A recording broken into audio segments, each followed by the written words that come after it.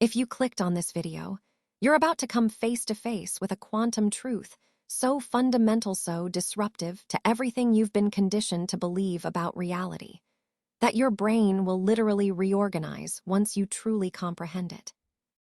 Not metaphorically. Not it feels like a reset. Actually reorganize. Neural pathways restructuring. Conceptual frameworks dissolving. Foundational assumptions about existence collapsing, then rebuilding around a truth that contradicts consensus reality, yet reveals the real nature of what you are and where you exist. This isn't hype. Neuroscience confirms that when the mind encounters information that's fundamentally incompatible with its existing worldview, the brain initiates reorganization as it tries to integrate a truth that doesn't fit the current mental model. And the quantum truth you're about to understand is maximally incompatible with the worldview you were taught, making reorganization not merely possible, but essentially unavoidable once comprehension fully lands. There is a specific quantum truth that changes everything the moment it's understood. Not a surface-level, fun fact about quantum mechanics, but an implication so profound that fully grasping it dissolves the boundary between you and reality, between observer and observed, between consciousness and manifestation. This truth isn't buried in intimidating equations. It's simple, direct, undeniable once spoken plainly. And that simplicity makes it more disruptive, not less, because you can't dismiss it as too complex, too abstract, or too technical to apply. It's immediately comprehensible, and immediate comprehension triggers immediate reorganization. Most people never encounter this truth stated clearly. They absorb fragments of quantum mechanics observer effect, wave function collapse, sewer position, yet they never see how those fragments interlock into one devastating recognition that blows the classical worldview apart. They keep their understanding compartmentalized. Quantum weirdness belongs to particles in laboratories, while real life remains governed by classical assumptions: solid matter, a separate self, an external objective reality. That compartmentalization protects the brain from reorganization. But once you see the truth that makes compartmentalization impossible, once you understand the implication that applies directly to your own existence, the brain has no choice but to reorganize around it. The old framework cannot contain a truth that has actually been comprehended. It can only deny it or rebuild. Can you feel it? That anticipation mixed with resistance. Part of consciousness wants the truth that changes everything. Another part wants to hold onto a familiar, comfortable worldview, even if it's false. The resistance is normal. The brain prefers stability over accuracy. It would rather preserve existing neural structures than tear them down and rewire. But the consciousness that clicked this video has already chosen truth over comfort. It has already committed to knowing, even if knowing disrupts everything.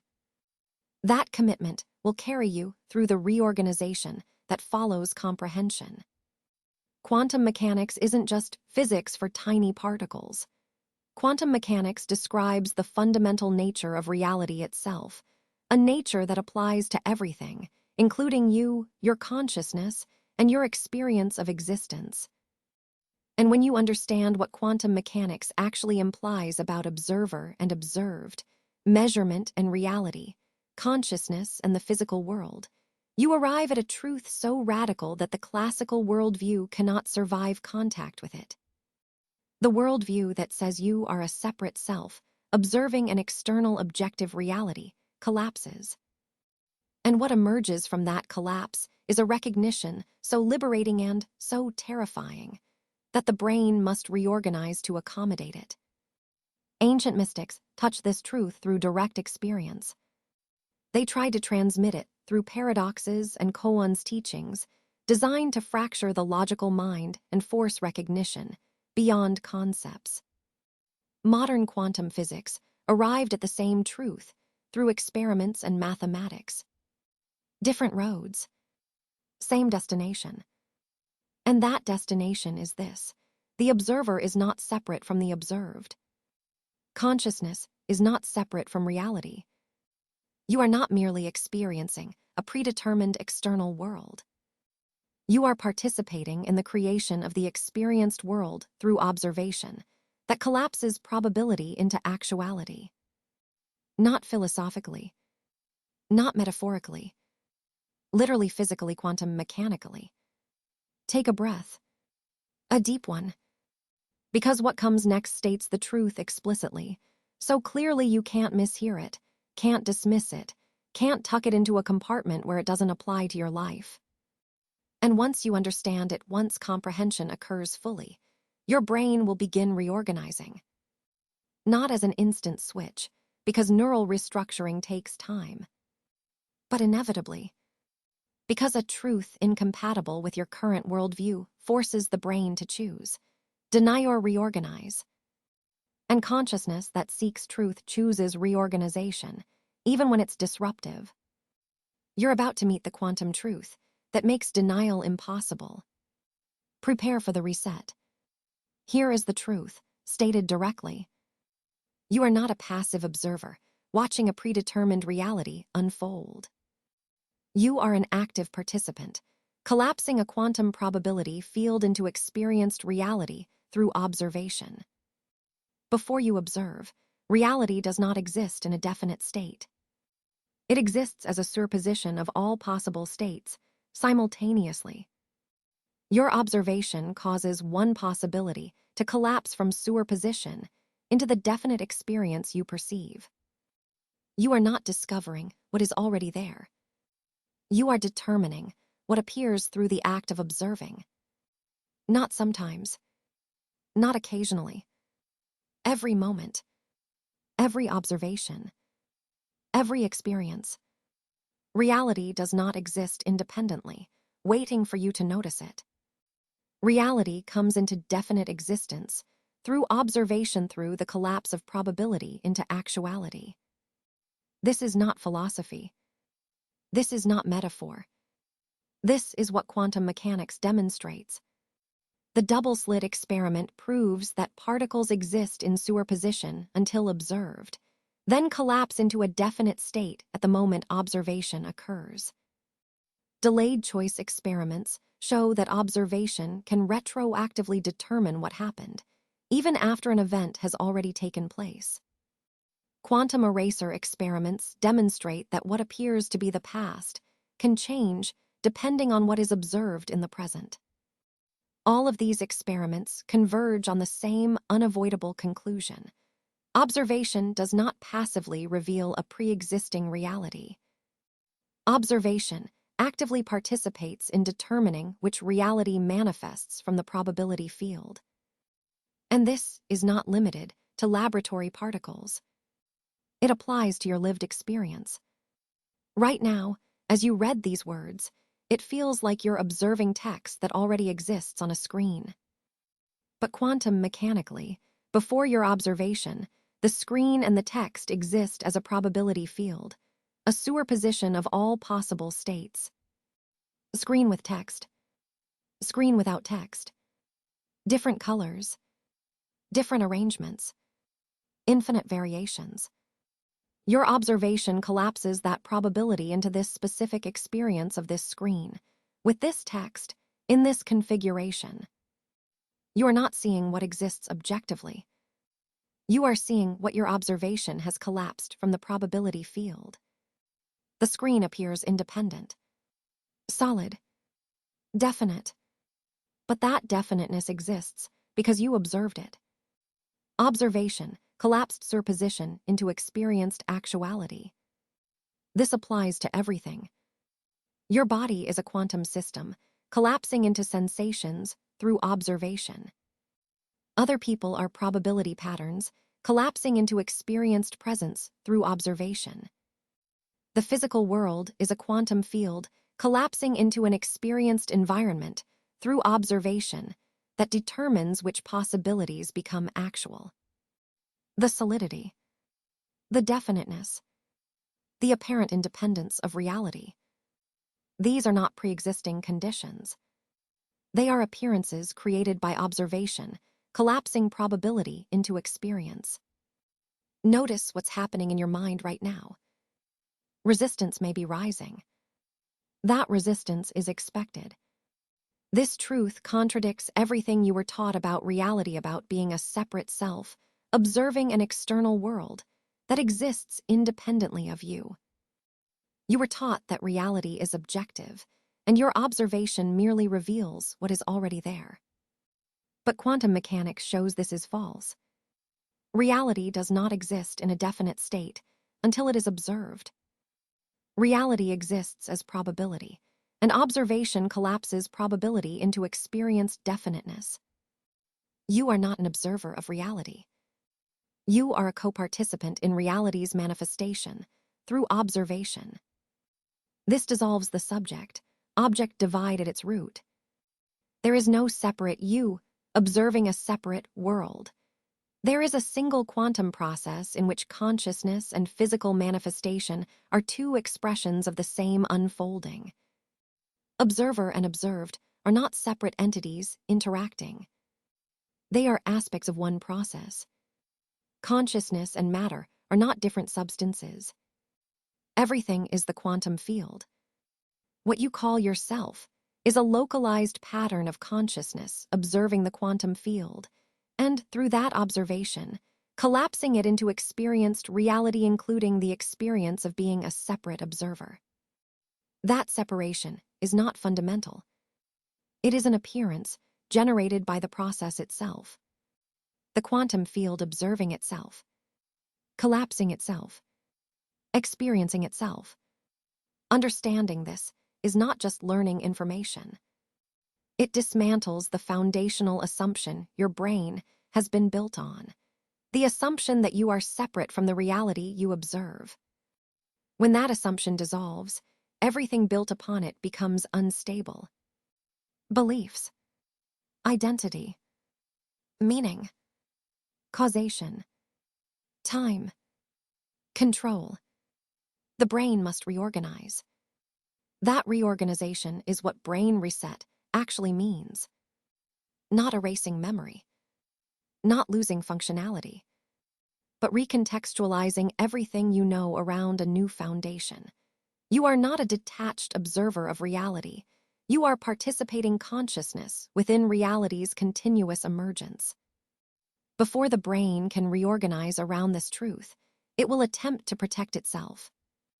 It will resist, deny, compartmentalize. These resistance patterns are not mistakes. They are survival mechanisms, but they prevent integration. The first resistance is intellectual dismissal. This is just one interpretation of quantum mechanics.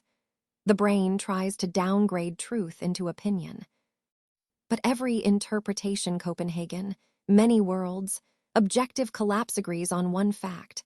Observation is inseparable from outcome. The mechanism is debated. The effect is not. The second resistance is scale compartmentalization.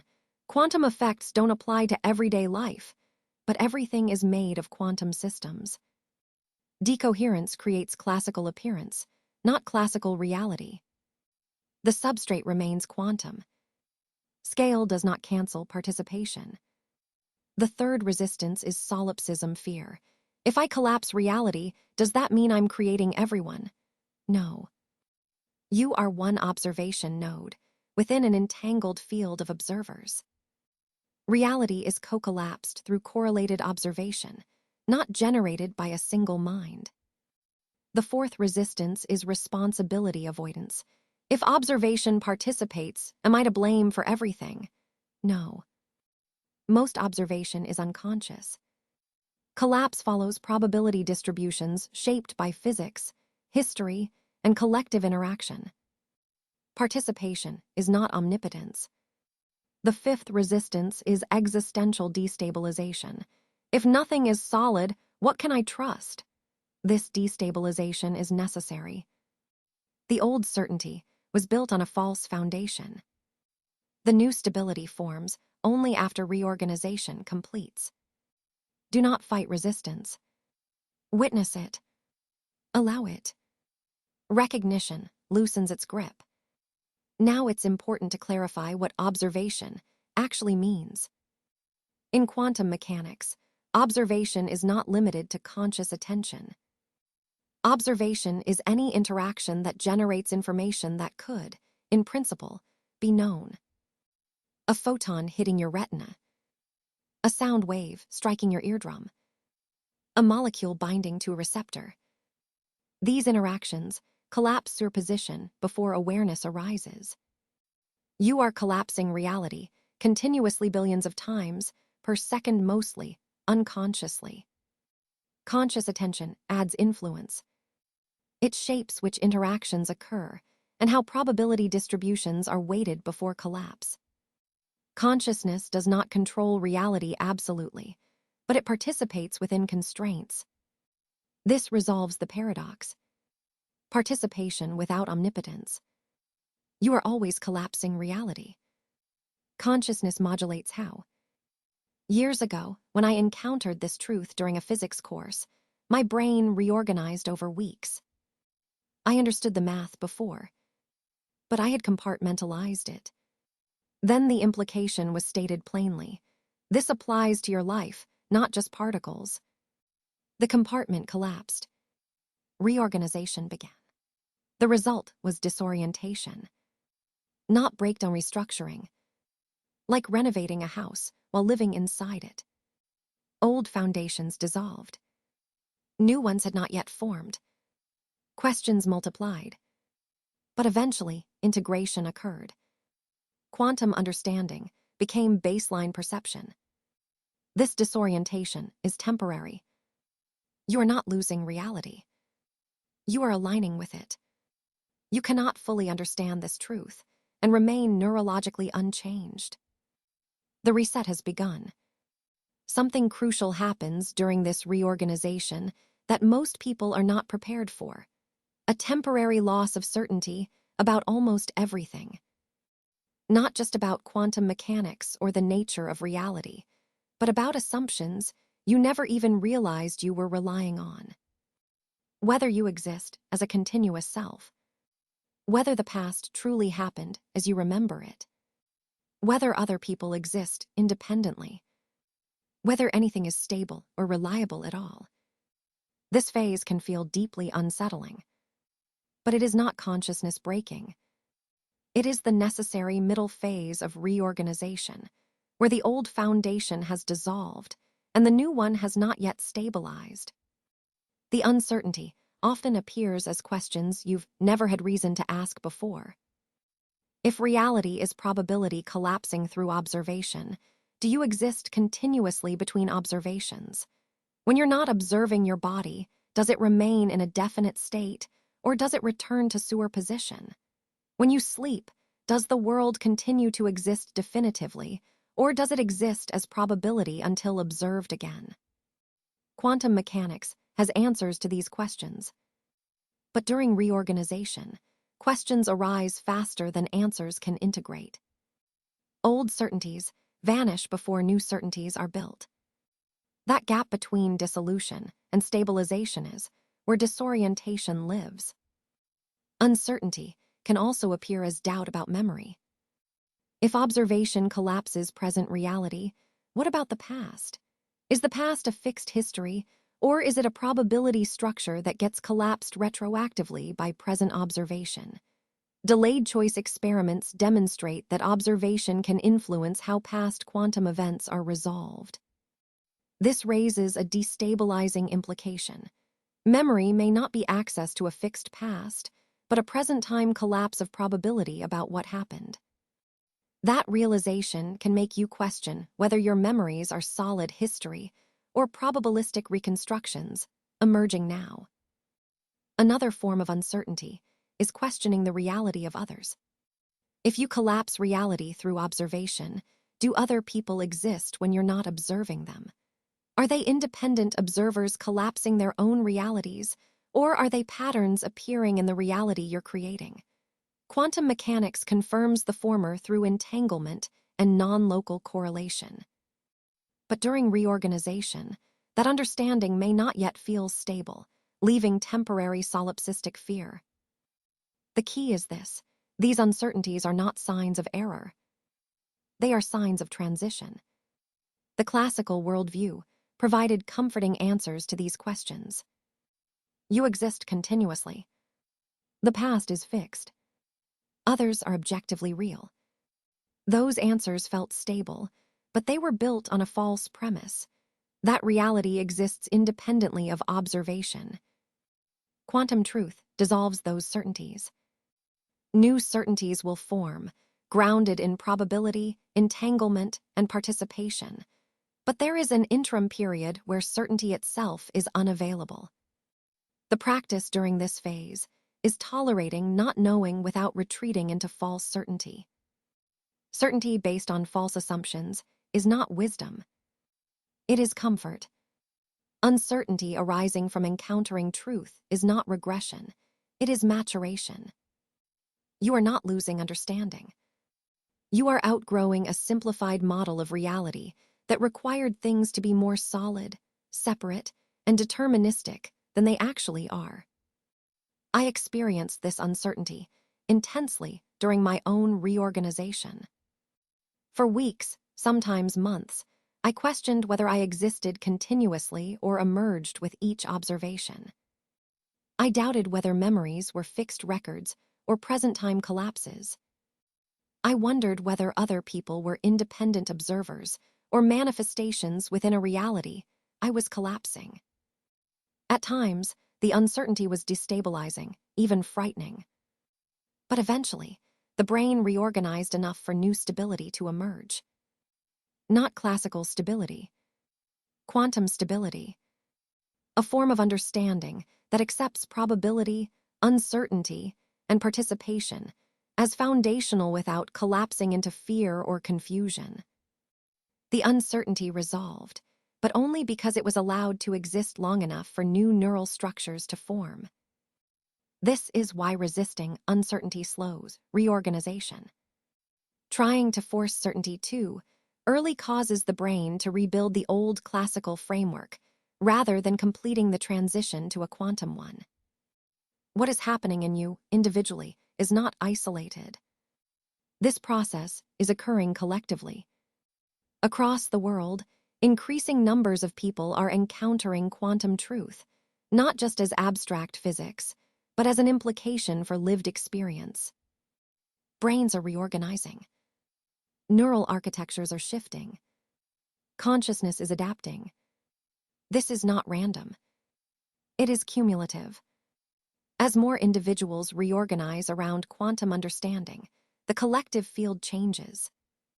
Patterns of cognition become more accessible. Integration becomes easier. What once required years of solitary struggle now happens with more support, more context, more validation. Those who reorganized earlier did so without maps, without language, without confirmation.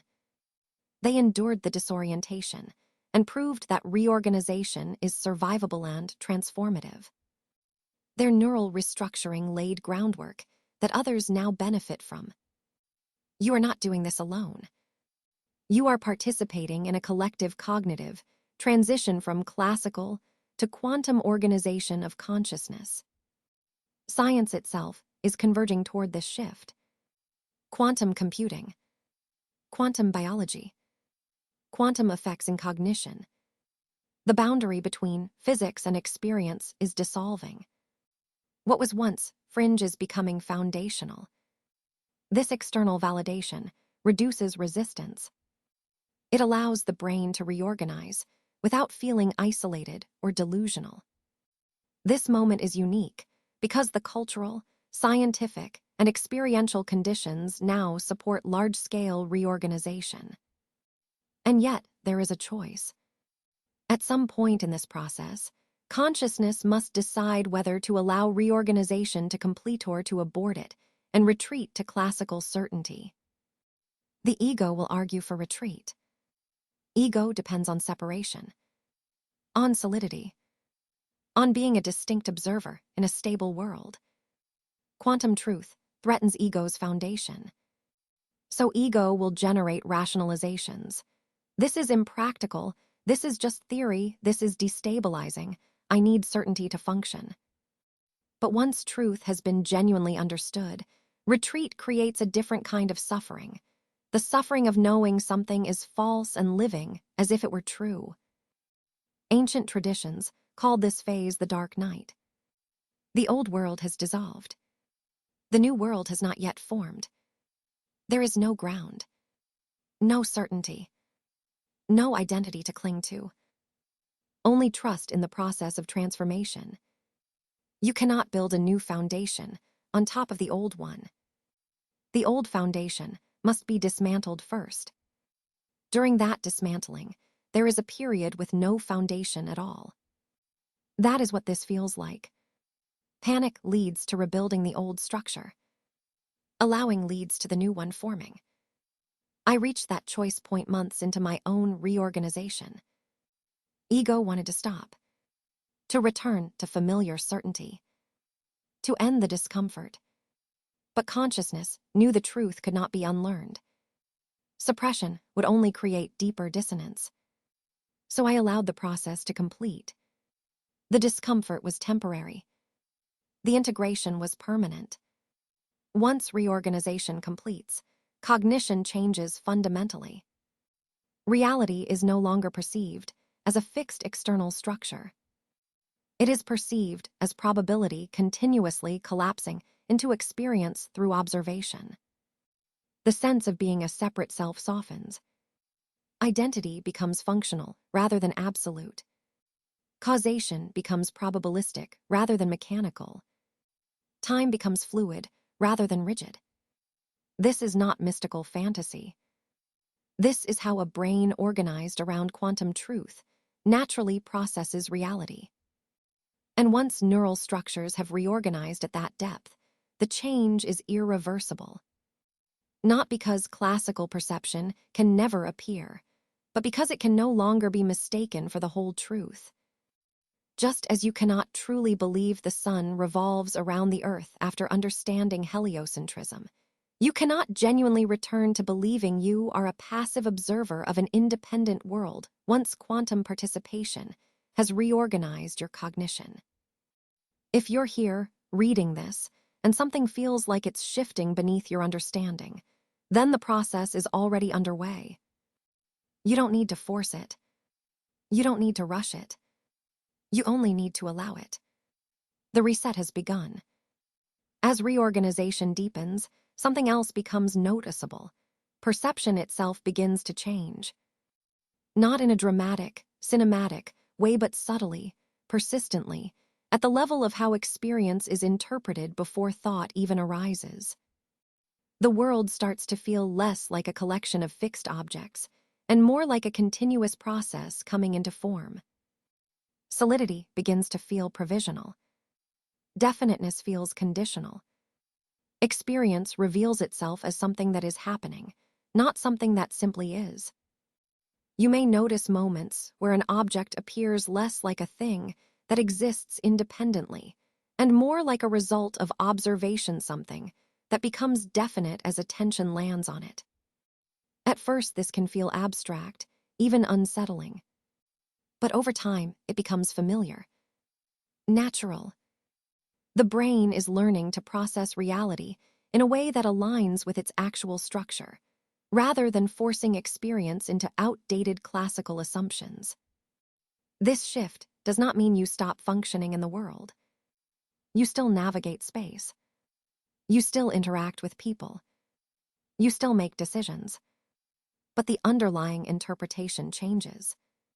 Instead of unconsciously assuming a fixed external reality that you move through, consciousness begins to recognize that experience is continuously emerging through interaction, observation, and collapse. Self-perception changes as well.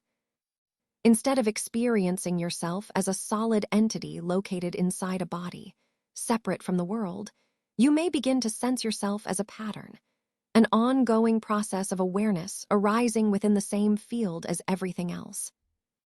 Identity remains, but it loses its absolute status. I becomes a useful reference point, not an ultimate truth. This can initially feel like loss. Loss of solidity. Loss of certainty. Loss of a clearly defined boundary between self and world. But what is actually happening is a release from a false rigidity. The self is not disappearing, it is being understood more accurately. Causation also transforms. Events are no longer experienced as rigid chains, where one thing mechanically forces the next. Instead, causation begins to feel probabilistic. Influences, tendencies, likelihoods. The past is no longer an unchangeable force pushing the present forward. It becomes a probability structure, influencing what can emerge now. The future stops feeling predetermined and starts feeling open, shaped by present observation and interaction. Time itself begins to feel different. Not absent, not illusory, but less rigid. Less like a straight line, and more like a dynamic field where past, present, and future are connected through probability rather than fixed sequence. The present becomes the point of collapse, where potential becomes experience. This does not mean you suddenly gain control over reality. It means you recognize participation. You are not the sole author of what happens, but you are not a powerless bystander either. You are one participant in a complex quantum process where observation, interaction, and probability converge to produce experience. With this recognition comes a shift in responsibility, not guilt, but agency. Not everything is my fault, but my way of observing matters. Attention matters. Expectation matters. Interpretation matters. These are not magical powers. They are quantum participation. You may notice that when attention repeatedly focuses on certain aspects of experience, those aspects seem to become more prominent. Not because you are forcing reality to change, but because observation influences which probabilities are more likely to collapse into experience. This is subtle, cumulative, and constrained but real. The classical worldview framed life as something that happens to you. Quantum understanding reframes life as something that happens with you. This recognition changes how you relate to circumstances. Challenges are no longer seen purely as external forces imposed on you. They are seen as emergent situations arising from complex probability distributions in which you are participating. This doesn't remove difficulty, but it removes helplessness.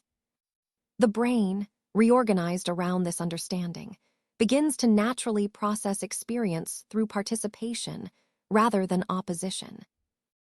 Instead of constantly pushing against reality or feeling crushed by it, consciousness learns to engage with what is arising, adjusting observation, attention, and response in real time. This is not constant serenity. Emotional responses still occur. Fear, frustration, desire, joy all still arise. But they are interpreted differently. They are seen as part of the unfolding process, not as absolute truths about reality or self. As neural reorganization continues, classical perception may still surface, especially under stress. The world may briefly feel solid again. The self may feel separate again. This is not failure. Old neural pathways do not vanish instantly. They weaken through disuse, while new pathways strengthen through repeated recognition. Over time, a threshold is crossed. Quantum-oriented processing becomes the default. Classical perception becomes contextual, something the brain can use when useful, but no longer mistakes for the full picture. This is the point where reorganization becomes effectively irreversible. Not because regression is impossible, but because understanding has reshaped neural architecture. You cannot fully return to a worldview that no longer fits how your brain processes experience. Just as learning to read permanently changes how you see written symbols, integrating quantum participation permanently changes how you experience reality. You may sometimes ignore it. You may sometimes forget it, but you cannot unknow it. With this comes a quiet confidence, not the confidence of certainty, but the confidence of alignment. Reality no longer feels fundamentally hostile or alien. It feels participatory, responsive, dynamic. You are no longer trying to dominate it or escape it. You are engaging with it. This is what a reorganized brain feels like. Not transcendent, not supernatural, simply accurate. You are not outside the system, looking in. You are within it, participating in its continuous emergence. And the more this recognition stabilizes, the less effort it requires. It becomes the background assumption from which perception unfolds. You stop needing to remind yourself. The brain simply processes experience this way. This is why the reset matters. It is not about adopting beliefs. It is about reorganizing perception at a foundational level. Once that happens, there is no going back to unconscious classical innocence, only forward into clearer participation. As this new baseline stabilizes, you may begin to notice something subtle but important. Effort starts to drop away. At first, recognizing quantum participation requires attention. You have to remind yourself. You have to interrupt classical assumptions when they reassert themselves. But as neural structures continue to reorganize, recognition becomes automatic. The brain no longer needs to correct itself. It simply perceives from a different foundation. Reality is no longer interpreted first as something out there, and only later reconsidered as participatory. Participation is the starting point. Classical perception becomes a surface layer, useful, functional, but no longer mistaken for the whole truth. This is how you can tell reorganization is progressing. Not by dramatic experiences, not by constant insight, but by effortlessness. The absence of strain. The sense that perception has quietly shifted underneath thought. You may also notice that certain questions lose their urgency. Questions that once felt existentially threatening about continuity of self, about the reality of others, about whether anything exists when not observed begin to relax. Not because you found simple answers, but because your nervous system no longer needs certainty in the old way. The brain has adapted to holding probability without panic. Understanding deepens, not as explanation, but as tolerance. Tolerance for ambiguity. Tolerance for paradox. Tolerance for not knowing without collapsing into fear. This tolerance is not indifference. It is maturity. It is the nervous system learning to function in alignment with a reality that is fundamentally probabilistic rather than fixed. Another sign of integration is a shift in how meaning is experienced. In the classical worldview, meaning is often imposed. Goals, narratives, identities constructed to stabilize a separate self in an external world. When that framework dissolves, there can be a brief sense of meaninglessness, not because life lacks meaning, but because old meanings no longer fit. As reorganization continues, meaning reemerges in a different form. Not as a story imposed on reality, but as significance arising from participation itself. Meaning becomes experiential rather than conceptual. It is found in engagement, in responsiveness, in the quality of observation and interaction, not in fixed roles or predetermined outcomes. You may notice that the drive to control weakens. Not because you stop caring, but because control is revealed as a misunderstanding of how reality functions. You cannot force probability to collapse in only one way. But you can influence conditions. You can shape attention. You can participate intelligently. This creates a different relationship with intention. Intention is no longer a demand placed on reality. It becomes an orientation, an adjustment of how you observe, what you attend to, how you respond. Intention shifts probability, not by command, but by alignment. The reorganized brain understands this intuitively. It stops trying to dominate the process and starts cooperating with it. That cooperation feels lighter, more fluid, less exhausting. Relationships change as well. When others are no longer perceived as solid objects, out there, but as conscious processes participating in the same field, interaction becomes less adversarial. Differences are still there. Conflict can still arise. But there is less fixation on blame, less need to defend a rigid self-boundary. Empathy deepens, not as moral obligation, but as perceptual recognition. Others are not separate mechanisms colliding with you. They are observation points interacting with the same probability field, collapsing overlapping realities. This doesn't make everything harmonious. It makes everything more intelligible. Fear changes shape. Fear doesn't disappear, but it becomes less absolute. It is no longer interpreted as proof that something is fundamentally wrong with reality or with you. It is recognized as a signal within a probabilistic system information, not verdict. This shift is critical. In the classical worldview, fear often dictates action because the self feels fragile in a hostile external world. In quantum cognition, fear is contextualized. It informs without dominating. It participates without ruling. As this integration continues, you may notice moments where the old worldview feels strangely artificial. Not wrong, just shallow. Like looking at a flat image after seeing depth. You can still use it when needed, but it no longer feels convincing as a complete account of reality. This is not arrogance. It is not superiority. It is simply adaptation. The brain has updated its model. And once the model updates at this level, it does not revert easily. You may still play the old game when required language, roles, structures, but you know it is a game. Useful, functional, but not fundamental. This is why the reset cannot truly be undone.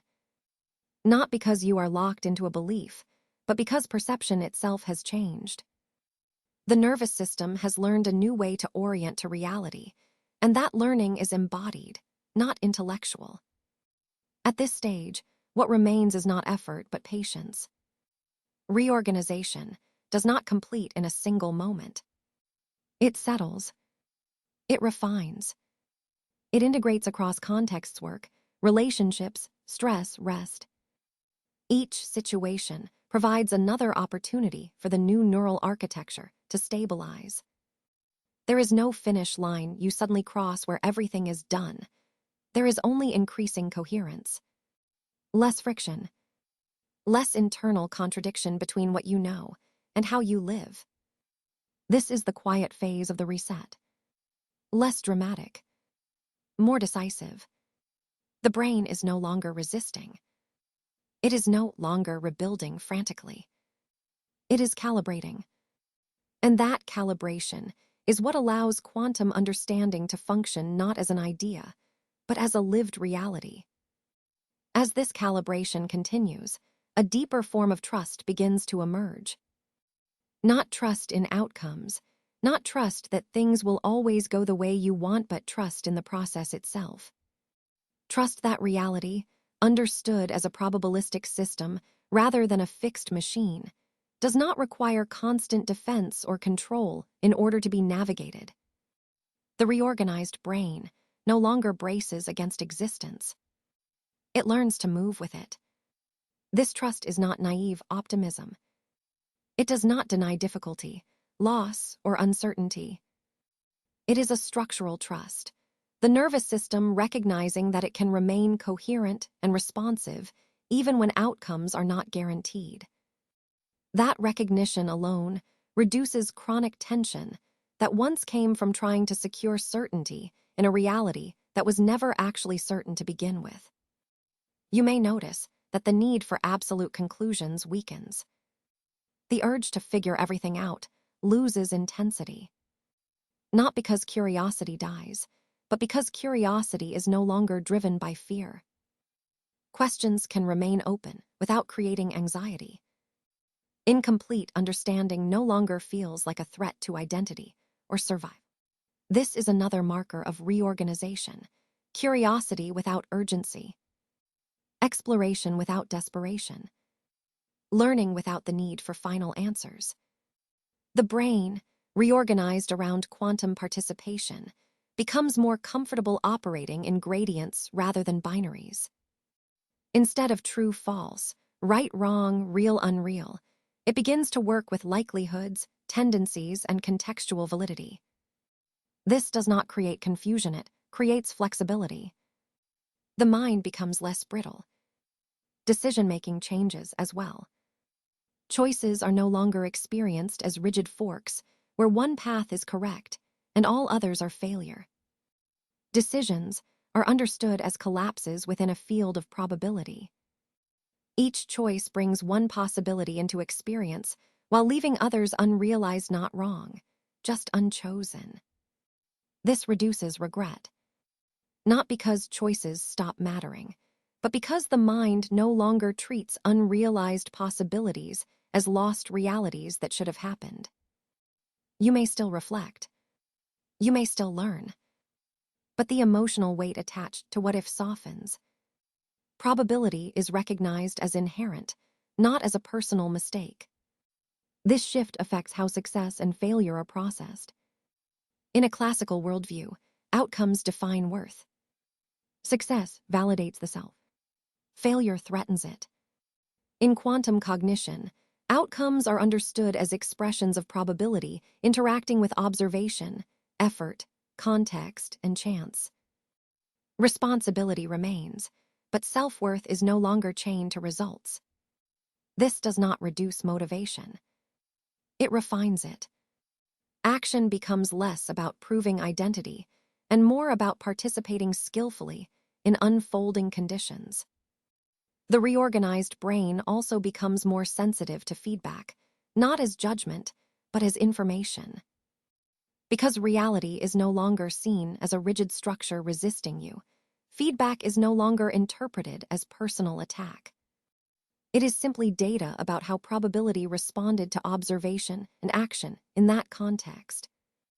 This allows faster learning, less defensiveness, more adaptation. Over time, this creates a noticeable shift in how life feels. There is still effort, still challenge, still uncertainty, but there is less friction between inner experience and outer conditions. Less internal argument with what is happening. Less need to mentally fight reality before responding to it. This is not resignation. It is alignment. You may notice that attention becomes more valuable. Where you place it matters more, not because attention creates reality in a simplistic sense, but because attention determines which aspects of the probability field become relevant to your experience. Attention is recognized as a limited resource that shapes collapse. The reorganized brain becomes more intentional with it, not through force, but through awareness. Distraction begins to feel costly, not morally wrong, but experientially draining. Scattered attention fragments participation. Focused attention stabilizes it. This understanding arises naturally, without discipline or self-criticism. The brain simply prefers coherence once it has tasted it. Language also starts to feel slightly inadequate. Not wrong, but approximate. Words are recognized as tools that point to experience, not containers that fully capture it. This doesn't stop communication, it makes it more precise. Less literal. Less rigid. You may find yourself pausing more often before speaking, not out of hesitation, but because you're sensing what wants to be expressed rather than forcing expression through preformed concepts. Communication becomes more responsive, less rehearsed. At this stage, the reset is no longer something that feels like it is happening to you. It feels like something that has happened and is still settling. The dramatic phase has passed. The nervous system is no longer in upheaval. What remains is integration across contexts, moments, and states. Stressful situations become the real test. Not because stress disappears, but because it reveals which neural pathways are now dominant. And gradually, you'll notice that even under pressure, some part of perception remains aware of participation, probability, and process. Classical reactivity may still arise, but it no longer fully takes over. This is the practical confirmation of reorganization. Not insight, not philosophy. Function. The brain has updated its operating system, and now it's running real life on it. There is nothing mystical required at this point. No special practices. No constant reminders. Life itself becomes the integration field. Each interaction, each decision, each moment of attention continues reinforcing the new architecture simply by being lived. This is why the reset is quiet at the end. Not explosive, not dramatic, just irreversible. As this irreversible phase settles in, another change becomes clear. The way you relate to effort itself transforms. Effort no longer feels like pushing against resistance in an external world. It feels more like fine-tuning alignment within a dynamic process. You still act. You still exert energy. But action arises from responsiveness rather than struggle. In the classical worldview, effort was often accompanied by tension and implicit belief that reality must be forced to comply. In quantum cognition, effort becomes cooperative.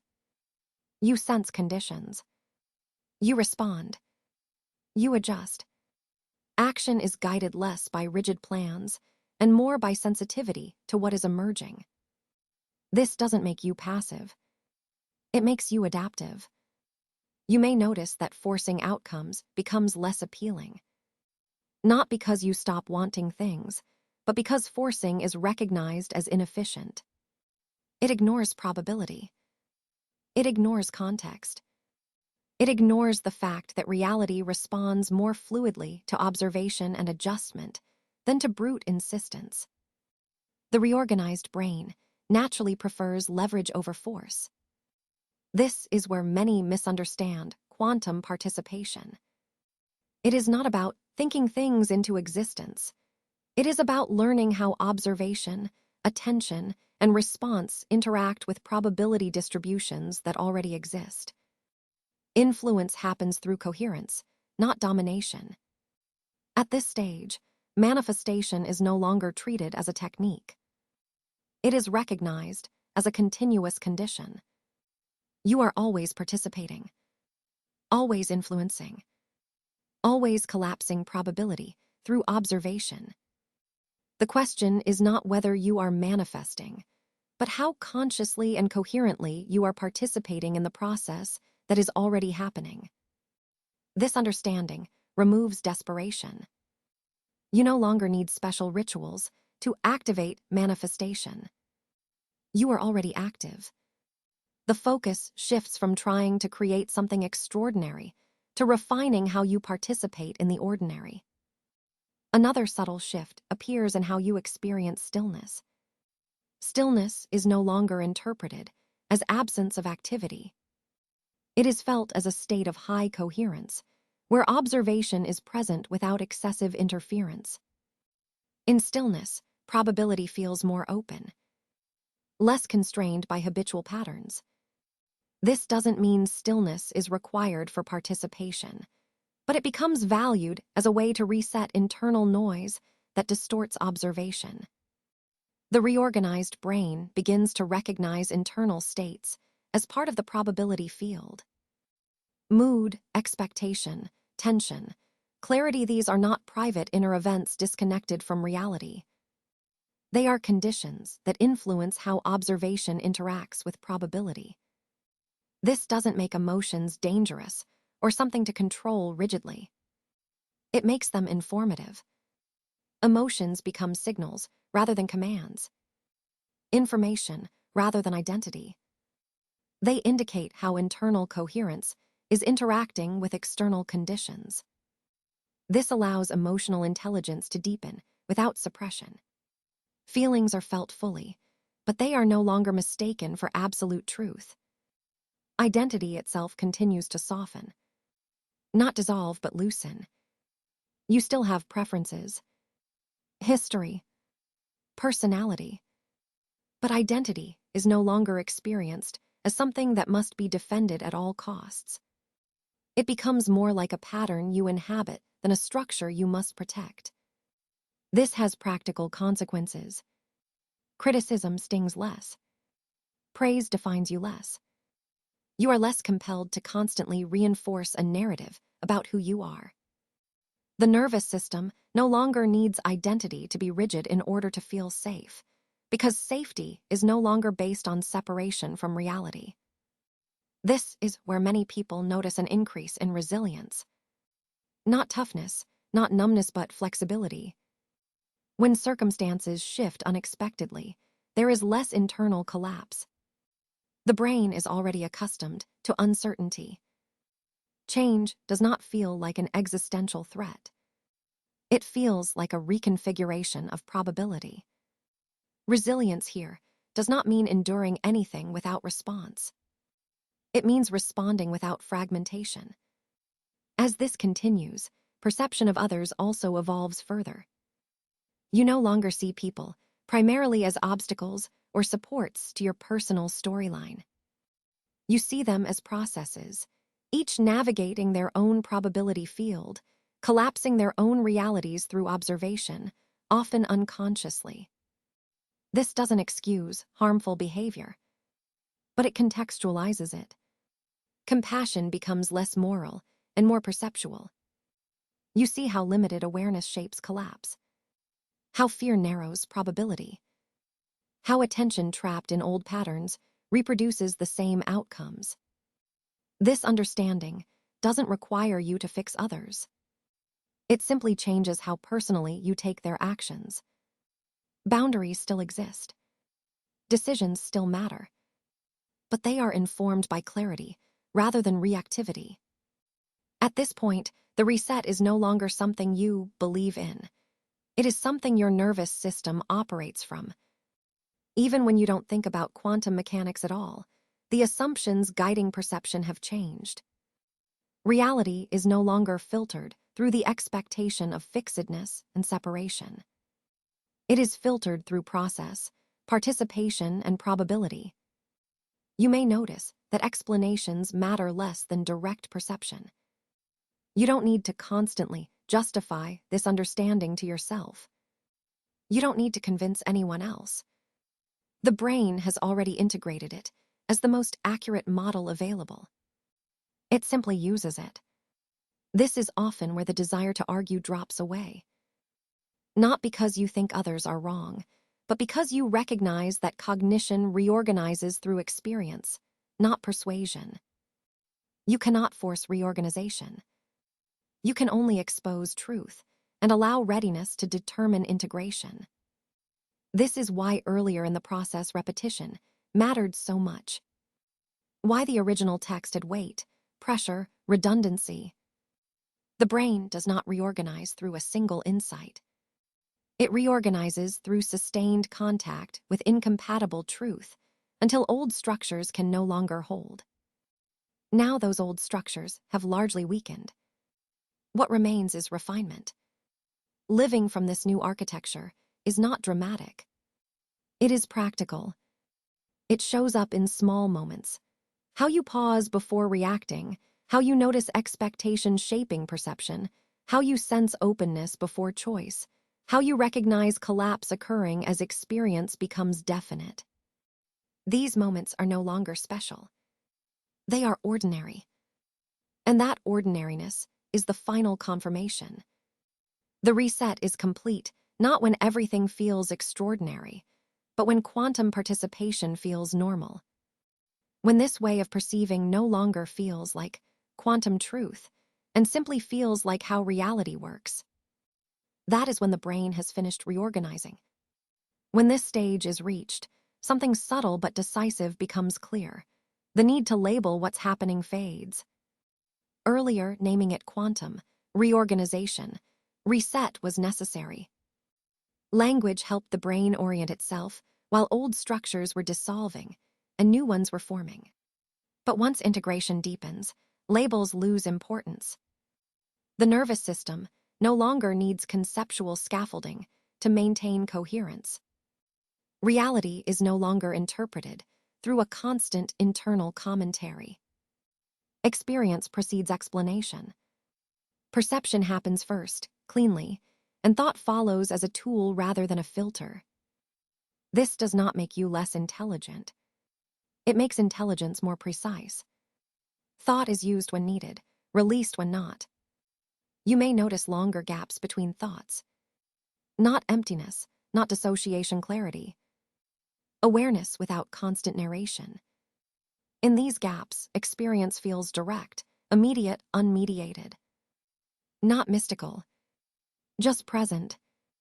The brain has stopped over-interpreting reality in order to protect an identity that no longer needs protection.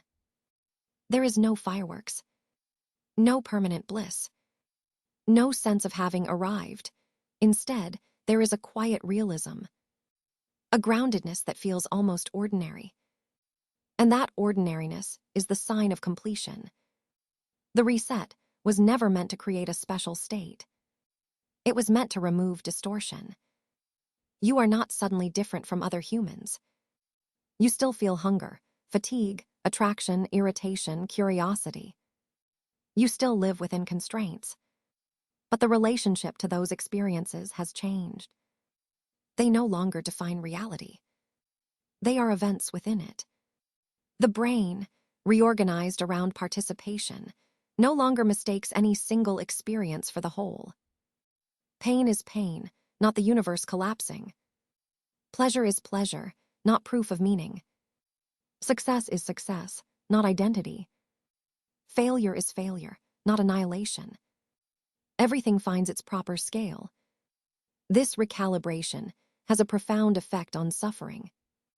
Not because suffering disappears, but because unnecessary suffering created by misinterpretation, resistance, and false certainty falls away.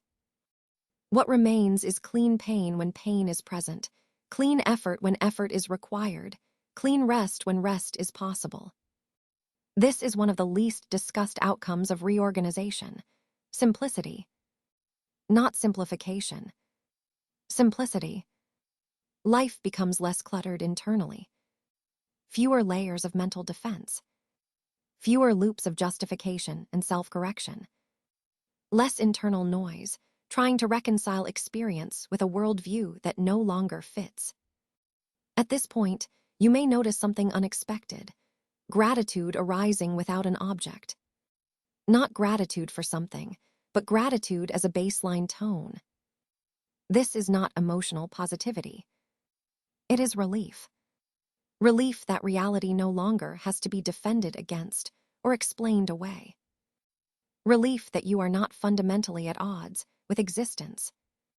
This does not mean you approve of everything that happens. It means you are no longer fighting the fact that it happens. The sense of participation matures here. Earlier, participation may have felt empowering, even intoxicating. The realization that you are not powerless can initially inflate the sense of agency. Over time, that inflation subsides. Participation becomes balanced. You recognize both influence and limitation without conflict. You neither exaggerate your role nor deny it. You act when action is appropriate. You wait when waiting is appropriate. You intervene when intervention makes sense. You accept when acceptance is required. None of this is framed as virtue. It is simply responsiveness to conditions as they are perceived. This responsiveness is what replaces rigid control. At this stage, attempts to teach others often fall away naturally. Not because you lack conviction, but because you understand timing. You recognize that reorganization cannot be forced. Exposure without pressure becomes the only honest transmission. You speak when asked. You share when resonance is present. This silence is not withdrawal. It is respect for process. You also begin to recognize reorganization in others, not by what they say, but by how they relate to uncertainty. Those undergoing reorganization tolerate not knowing. They do not rush to conclusions.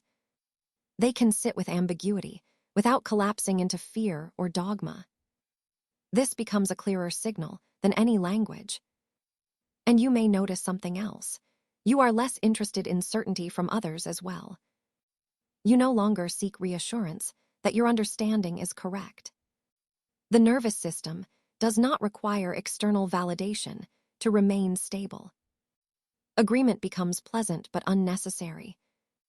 This is where independence from belief systems quietly appears. Not rejection of science, not rejection of meaning, but freedom from needing any single framework to hold reality together. Frameworks become lenses you can use, not cages you must live inside. The quantum understanding that once felt overwhelming now feels obvious. Not because it is simple, but because it is no longer in conflict with perception. The brain no longer has to reconcile incompatible models. It has one coherent foundation. From this foundation, life continues. Work continues. Relationships continue. Decisions continue. Nothing stops. But everything flows through a system that no longer assumes separation as default. This is why the reset does not announce itself with a finish line. There is no final moment where you declare completion. Completion reveals itself in how little you think about it. The process that once demanded attention now sustains itself. The brain has reorganized, not into something extraordinary, into something accurate. And accuracy, once integrated, feels remarkably quiet. At this point, something essential becomes unmistakable. Nothing needs to be added. There is no missing piece, no final insight waiting to complete the picture. The reorganization was never about accumulation. It was about subtraction, removing distortions that made reality appear more rigid, more separate, more hostile than it actually is. What remains is not an elevated state, but a clearer one. You may notice that seeking diminishes. Not because curiosity disappears, but because the underlying sense of lack that drove seeking has softened. The drive to constantly improve, fix, transcend, or escape loses urgency. Growth continues, but it is no longer fueled by the feeling that something is fundamentally wrong or incomplete. This is another quiet marker of integration, striving without desperation. You still learn. You still refine. You still explore. But these movements arise from interest rather than insufficiency, from responsiveness rather than self-repair. The nervous system no longer interprets uncertainty as a problem to be solved immediately. It interprets it as a condition to be engaged intelligently. Even the idea of quantum truth begins to loosen its grip. Earlier, it was essential. It shattered old assumptions and forced reorganization. Now it becomes background knowledge, implicit, not foregrounded. You no longer need to frame experience as quantum for it to be processed correctly. The brain already operates from that understanding. This is important because it prevents fixation. Fixation on truth can become another form of rigidity, another identity, another structure that tries to solidify what is fundamentally dynamic. The reorganized brain avoids this trap naturally.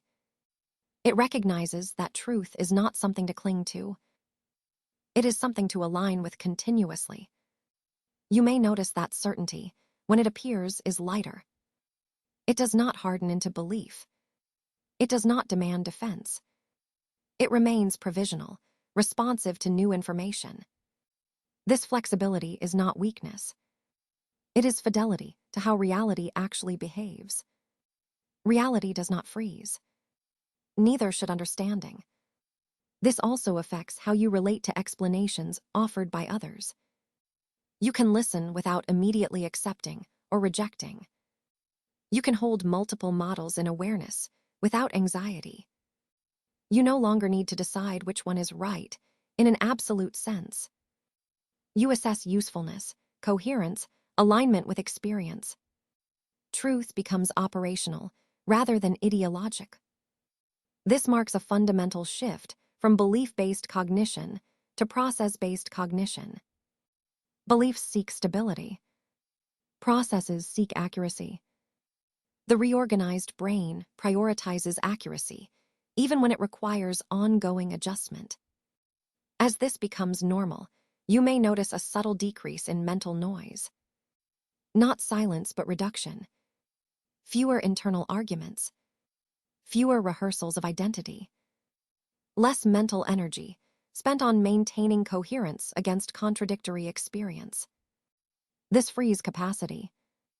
Attention becomes available for what is actually happening, rather than being consumed by managing interpretations.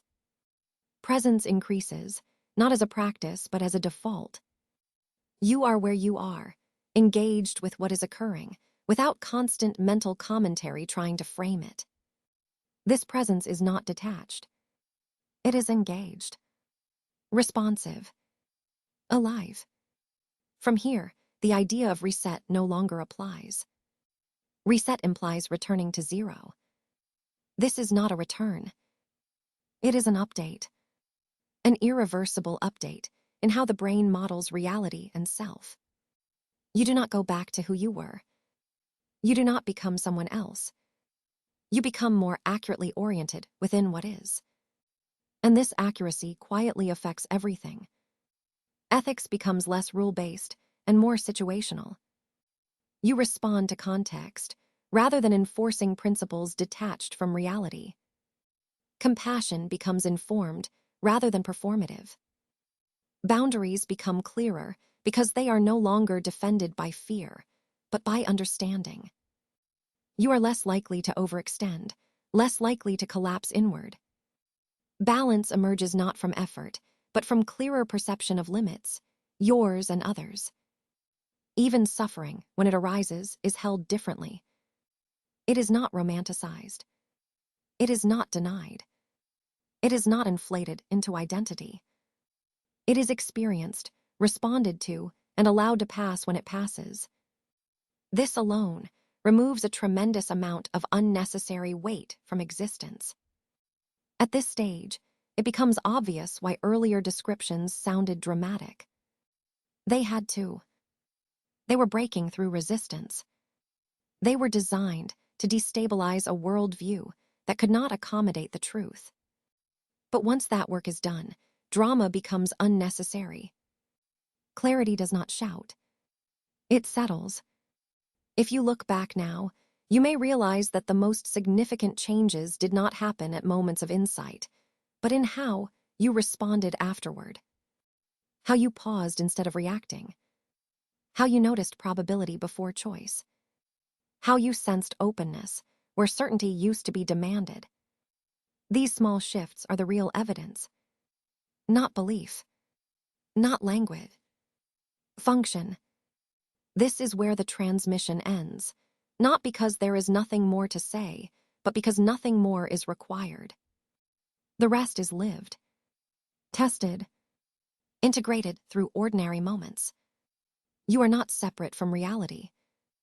You are not outside the process. You are participating in it, continuously, quietly, accurately.